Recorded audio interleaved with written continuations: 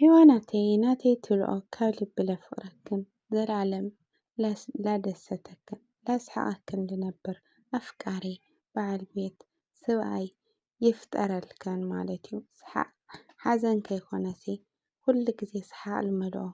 هيوات يفتر الخن والغو سلام سلام سلام ناي channel تخاتتل تخمين أخم دحنادهم أنا سلام أملاخ مسكن ببناخم هو سلامكم بزحترف ياللي كورات ناي channel تخاتتلتي همي وعلخم همي يمشهم أنا سلام أملاخ مسكن بدقامي سلامكم يبزحنا والخو كوراتي نايلوم ما عند فيديو نانقده دعاليكس يوم مالتيو بمجمرة نزا channel لاي حدث تدخونكم لايك سبسكرايب بمقار بيتسوي يخونو بيتسوي تدخونكم دما عم بلمود لايكن هنا زريتهم كومنت مامات مبرتعهم أي فليني كوراتي لا تقوروا لي مبرتع لما كاب لبي عني لي كوراتي هالينا الخو لو ما عند زم فتوات كذا حزنا يوم مزنا أنا مالتي سلسته رسم قده كاخلتنا سلسته እና لما عندي بتعمي دسول نبزقات عمنا سولو تكتريت الله على لو دستك نقرأكم يخلي مالتي بيتساب ያው እንግዲህ ዩቲዩብ ካልጀመሩ ሁላችንም ንፈልጥ ዓመቶም እንግዲህ ቤተሰብ ዓመቶም ማለት ያው ዓመት ለለውጥ ድማ ግርም ይልብለካ ሃመሕና ተሸጉጥኻ ዓዲ ዓረብ ከይኾነ ዩቲዩብ ሲ ወጽኻ ብኮንፊደንስ ተሰርሕኻሲ ልዕሊ ማንም ይልቀይረካ ናይ ዩቲዩብ ነገር ማለት እዩ ቤተሰብ ብሓቂ ዓውቾ ሰምዕኹም ትኾይንኩም ግን ዋላ ሰምውን ዩቲዩብ ክፈቱ ይብሉዮም ማለት ዩቲዩብ ከፍትኸውን ሃመሕና ሰቆልካ ሕዝካ የሱቅ ከይኾነ بتوعات እንግዲህ بكونفيدنس مسرح ማለት እዩ ከምቶም ንሪኦም ዘለና ኣብ ዓመት ውሽጢ ብዙሕ ነገር እዮም ቀይሮም ማለት እዩ ብዙሕ ነገር ኣስተኻኽሎም እዮም ህይወቶም ቀይሮም እዮም ብቻ ግን ኣነ በእውነት ማለት እዩ ብጣዕሚ ደስ ብልኒ ያው መጀመርያ ካብ ፍቅሪ ናብ ሓዳር ካብ ሓዳር ናብ ውላድ ካብኡ ናብ መኪና ካብኡ ናብ ገዛ ብጣዕሚ ዝገርም ብቻ እና همز عينت ሰብ ክትርኢ ተለኻ እውን ብጣዕሚ ዕውት ሰብ ክትርኢ ተለኻ እውን ንስኻ እውን ብተስፋ ትጓዓዝ ማለት እዩ ቤተሰብና በተለይ همز ፅምዲ ዝኾንኩም ብጣዕሚ ፈጣናት ናይ ሶሻል ሚድያ ፈጣናት ዝኾንኩም ሰባት በተለይ ማለት እዩ እዚ ዕድል እዚ ተጥቀምሉ ማለት እዩ ብሓቂ በተለይ ዩቲዩብ ፅምዲ ኮይንካ ትመጽእ ተለኻ ብጣዕሚ ስለ ዝረአየልካ ማለት እዩ እና ያው همز ዓዲ መዳም ሃመሕና ተሸጉጥካ ከይኾነሲ በቃ ወጽኻ مسافقاري خاوس مسافقاري تخاوين خاطرح تلخا لبلص يرئلكا مالتي يتسون بحيلي طمتل هو نتي صمد لخونه سبي مالتي بيتسنا حنت قال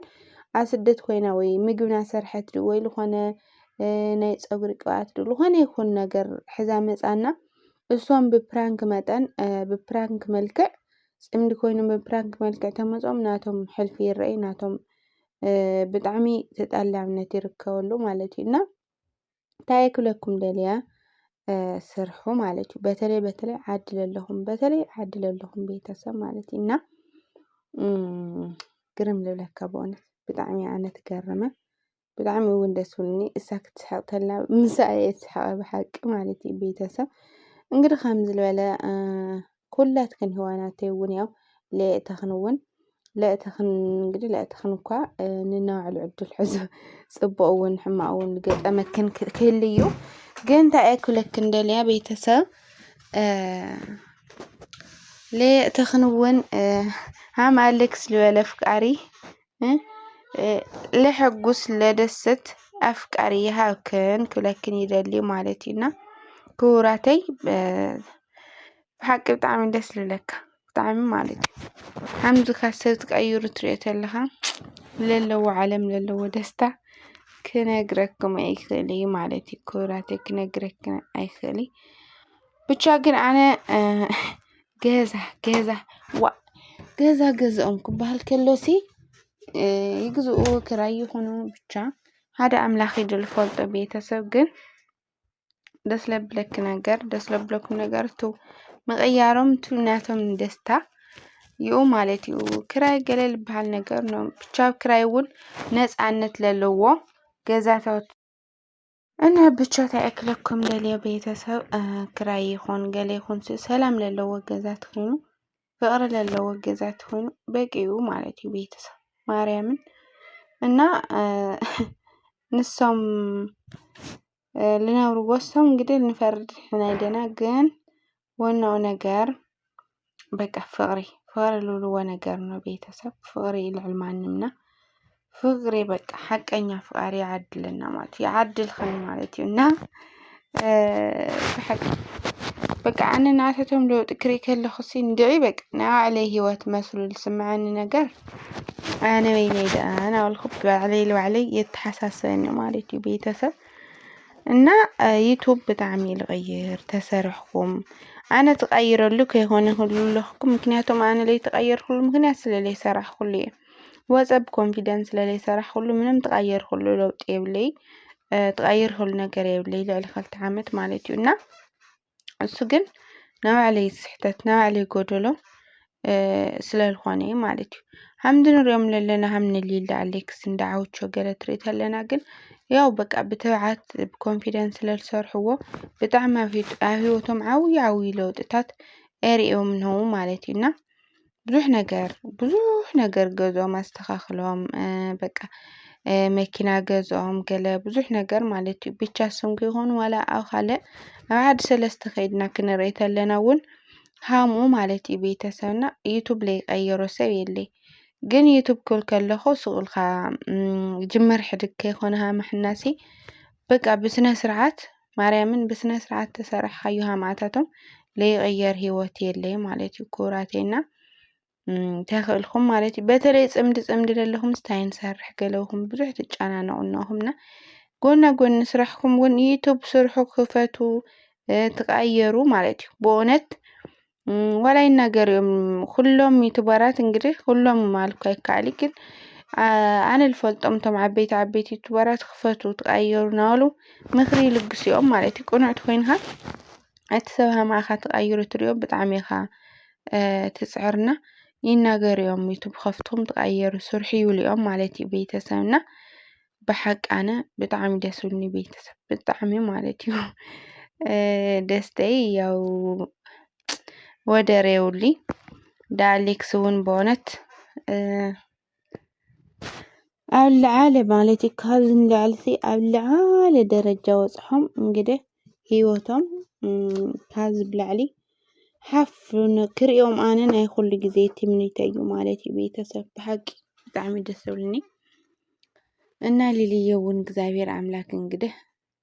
እንኳዕ ናብዛ ኣብቅዓኩም ንኩልኩም ማለት እዩ ቤብዬ ኢለ እግዚአብሔር ኣምላክ ይዕብየልኩም ብጥበቡ ይዕብይኩም ማለት እዩ ዳዓመታ እውን ሓውዱ ወይ ሓፍቱ ንኡ ማለት እዩ እና ብጣዕሚ ለለዎ ንቆልዓ ለለዎ ጉጉት እውን ይፍለይ እዩ ብሓቂ ኣሌክስ ማለት እዩ እና እሽካብ ነድኦ ሰቃ ሓቁፍ ኩለይ ወደስ ቡና እሽካብ ከይትሰቲ እሽካብ ልብል ማለት እዩ ቤተሰብና ኣነ ልባዕለይ ኣይ ኣቦነት ብላ ማለት እዩ ኣይ ኣቦነት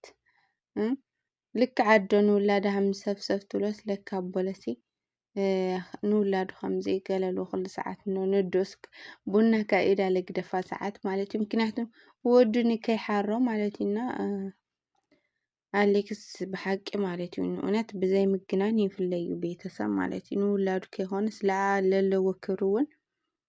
ንሰበይቱ ለለዎ ክብሪ እውን ይፍለይ እዩ ማለት እዩ ቤተሰብና እንግዲህ በዚህ መልክዕ እዚ ብሓድሽ ገዛ ብሓድሽ መንፈስ ምስ ሓድሽ ቆልዓ ማለት እዩና ሃም ዝገብሩ ተቀብልዎም ነው ማለት እዩ ምስ ንውላዱና ንበዓልቲ ገዝኡ ማለት እዩ ሓድሽ ገዛ እና ብጣዕሚ ደስ ዝብለካ ሓድሽ ገዛ ሓድሽ ኣቁሑ ሓድሽ ነገር ሓድሽ መንፈስ እና ብጣዕሚ ኣትደስታ ተኣምን እየ ከኣለቲ ማለት እዩ ሰርፕራይዝ ክብልካ ከሎሲ ብጣዕሚ ደስ ዝብለካ ሃምዚ ክኾን ነዎ ማለት እዩ ቤት እና ህዋናተይ እንታይ ክብለክን ደልያ ብሓቁ ለፍቅረልክን ለፍቅረክን ልስስዐልክን ልሓስበልክን ወዲ ይግጠምክን ኣፍቃሪ ይግጠምክን ማለት እዩ ልዕሊ ማንም ምሃብ ከይኮነስ በቃ እቶም ሕሳብ እውን ዓብዪ ነገር ስለዝኾነ ንዓኽን ልሓስብ ልርሕርሐልክን ልንከባኸበክን ወዲ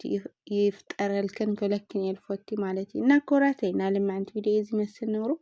ብቀፃሊ ቪድዮ እስካብ ንራኸብ ሰሰናይ ነበልኩ ብዚኣ ክሰናበተኩም ማለት እዩ ኩራተይ